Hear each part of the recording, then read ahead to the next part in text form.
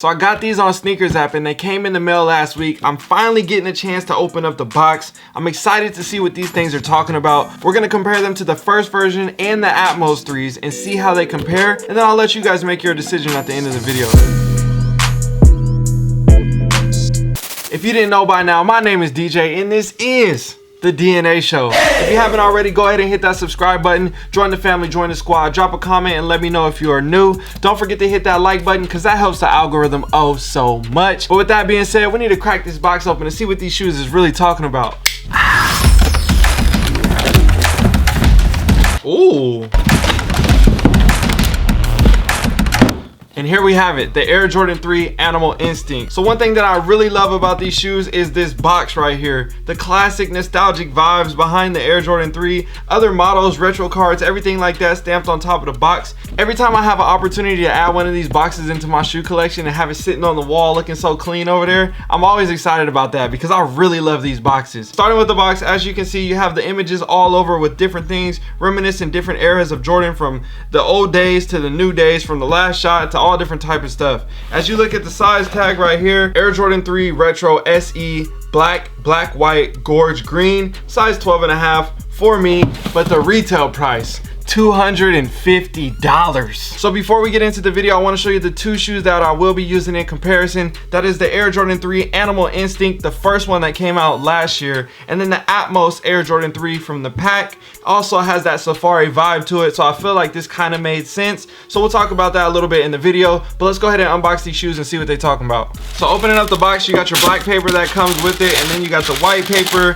and then we got the shoe. Oh, we got the shoe. So off of first look at the shoe right now, the first thing that looks a little bit off to me is the tongue. It looks kind of short. I wish it was a little bit bigger, but I know that's not the thing that everybody's talking about. They're talking about the colorway, the materials, all the different stuff like that. I've literally heard so many different responses about this sneaker, but we'll talk about that later in the video about what you guys think, because I've definitely heard some pretty awful responses. I don't know if it's because of the price point being $250 or the materials or the colorways. I don't know. We'll get into that in a bit. But with all that being said, let's go ahead and start reviewing this shoe. Starting with the outsole, you have your classic Air Jordan 3 outsole right here, but this one is a little bit different. It's got like a sail tint to it, not a crispy white, and then it has a yellow pod right here with the Jordan branding, and then your red pod here at the ball of the foot. Working our way up to the midsole and the toe cap right here, you have a sail wrapping at the toe with the sail stitch, and then a sail here on the midsole, a sail air bubble, and then black wrapping around the heel on the back, similar to the iconic color blocking style of the white cement or the black cement 3. Now taking our way up to the upper, this is going to be one of the most controversial parts of the shoe, and I know everybody's going to talk about it,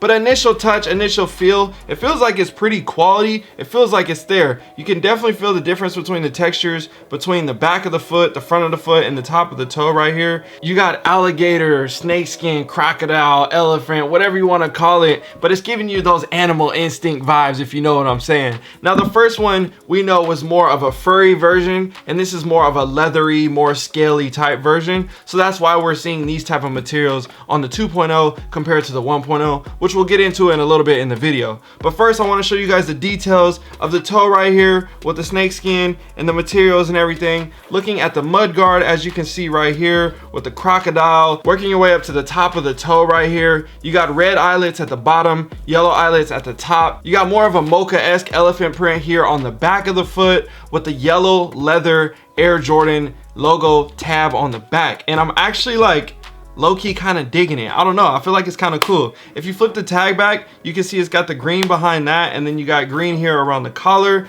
and it's a simple yet extravagant colorway, if that makes any sense. Like, it's not like it's way out there. I feel like maybe the yellow is what's really making it pop like that, but it's a pretty simple colorway. Working our way up to the tongue and the laces, you can see you have black wax laces right here. It does come with an extra set of red regular laces and yellow regular laces. I might be interested to see what that looks like with those in there. Maybe the yellow ones might make it pop or something like that. Looking at the tongue, you got your gray snakeskin right here with your red Jumpman sticking out. Bruh, the quality, the stitch work, everything like that, I feel like it's there. I understand why it's $250 because of the materials and everything that goes along with it, but at the same time, people just don't want to spend that much money. Looking at the back of the tongue, you have Animal Instinct embroidered on the back of both tongues in a red satin with a red stitch, and then on the inside of the sock liner, you have a black satin sock liner, a yellow insole, and a red Jumpman on the inside right there.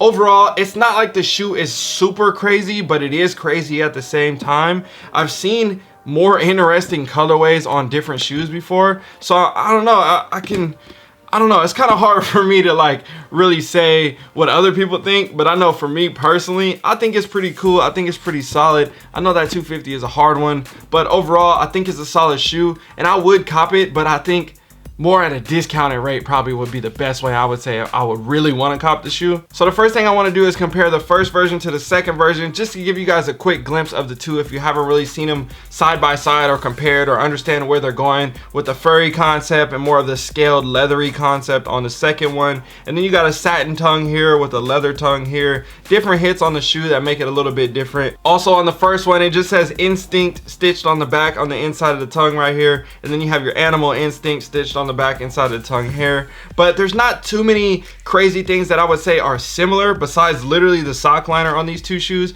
might be the only thing that's actually similar between the two. But you do understand the concept and the story behind it, as the whole Animal Instinct, you know, the fur and everything like that. So I get where they're going. I'm not mad at the execution.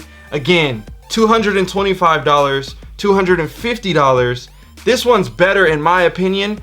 I think maybe a lot better actually than this one, and these are cheaper. So if me personally, I would probably go after a couple pairs of these before I were to ever go after a couple pairs of these. I think it might be cool to have maybe one pair in your collection, but definitely not like, oh yeah, you gotta have multiples, these are gonna be worth a lot down the road type thing. I don't know if it falls in that category. So next I want to compare it to the Safari Atmos Air Jordan 3 right here from the pack. Now you can see this one is very simple in a way of the color blocking style, how they imitate kind of like a black cement vibe, and you know where they're going with the colorway and in the blocking and everything like that. Obviously they switched the colors a little bit, but you kind of get where they're going with this one. This one's a little bit more patchy, a little bit more inconsistent, and I feel like this one in general is just better than the other two, so it's kind of hard to be like, oh, is this one better than that one? But I just kind of wanted to give you guys a look at the difference between the two, so you can kind of see where they have gone 3 different times, 3 different attempts, whatever you may be, on Animal or a Safari or whatever kind of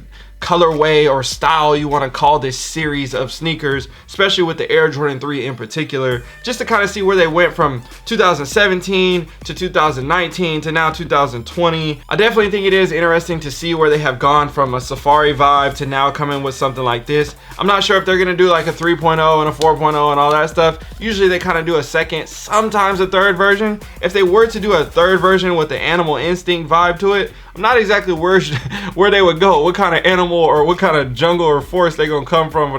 Maybe they have to go with like a polar bear or something. I don't know, maybe they have to just switch it up a little bit. So I asked the people on Instagram, like I always do. If you haven't already, follow me on there. But I want to know which one was better, this one or that one. And I'm honestly very surprised because it was 58% for the first one and 42% for the second one. I was thinking it was gonna be like 70-30, and I know a lot of people were like, oh, you know, but I'm actually kind of surprised. I didn't think it was gonna be that close. Yeah, I just thought this one was just way better than this one, but again, it's not bad. I don't feel it as much as I feel this one. And the reason why I'm so interested into why it was so close was because I asked them this one individually, is this one fire or trash? And it was like 39 to 61. So it's like way more people weren't liking this shoe, and they were kind of liking it battled up with the other one, but they didn't like this one at all, like heavily. So does that mean the other one is like trash too in its own sense? Like, but overall, at the end of the day, buy what you like. If you like this shoe, go ahead and get it. If you want to get it, $250 is a little high. I would say wait. You might be able to find it on sale or on discount somewhere, maybe even at an outlet or in the resale market later down the road for under retail. $250 is kind of high. It might go for more than $250 5 or 7 years from now, and that's maybe, but I don't know. I just don't see this shoe really being worth like a lot of money. So I hope this gave you guys a good look at the difference between the 3 shoes. Let me know what you think about them down below in the comment section. Which one do you like most? Which one do you like least? Was this a cop? Was this a drop? What do you think about the price predictions? Let me know all those things down below in the comment section. I'm gonna see you guys in the next video. My name is DJ. I'm signing out. Gots to go. I'm gone. Peace.